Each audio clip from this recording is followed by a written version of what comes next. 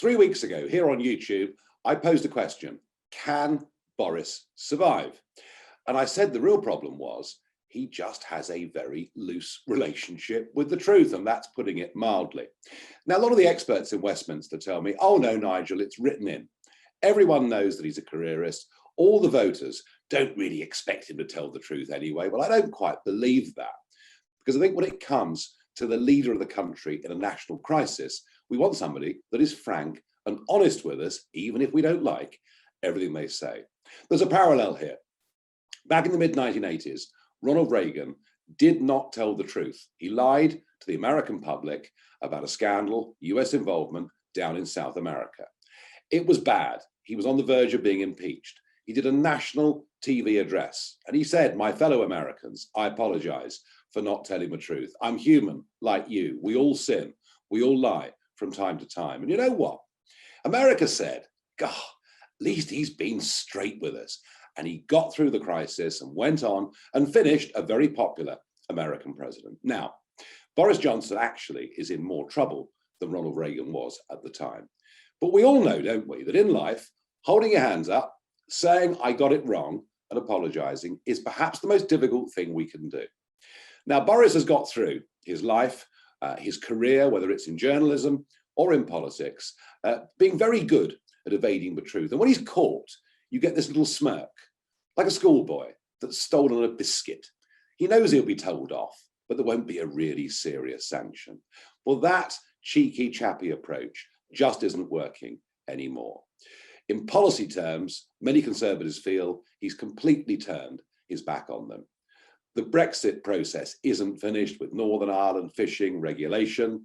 The net zero obsession is not something people voted for. Oh, and by the way, as I speak, there are boats crossing the English Channel illegally yet again.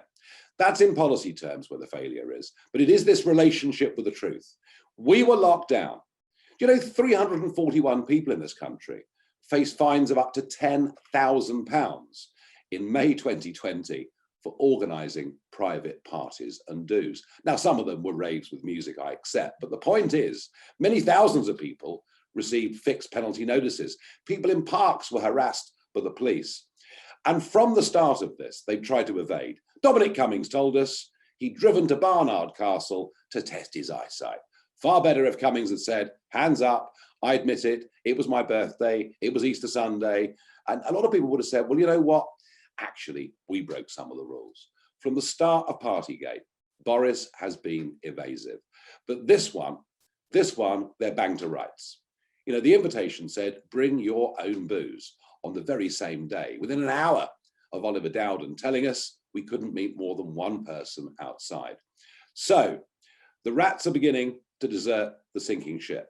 One Tory MP had the whip removed yesterday for supporting Labour's call for removing VAT on heating. Other MPs, for example, the leader of the Scottish Conservatives, Douglas Ross, is saying if Boris attended, he has to go. Other MPs are breaking ranks. I don't believe Boris Johnson can survive the year because I think the party will get a mauling in the May local elections in England. But if he wants to give himself even half a chance of surviving, and if he wants, even if he doesn't survive, to retain some shred of credibility about his premiership, he has got just a few hours now in which to stand up and to say to the public, I'm sorry, I apologize, we did things we simply should not have done. If we get some pathetic, well, I turned up but only for 5 minutes, that won't be good enough. I still think he'll hang on until May, but if he gets it wrong at lunchtime today, if he doesn't apologize, he'll be gone sooner than you could even believe. And I think we're owed this, don't you? As voters, we're owed the truth. We're owed a proper apology.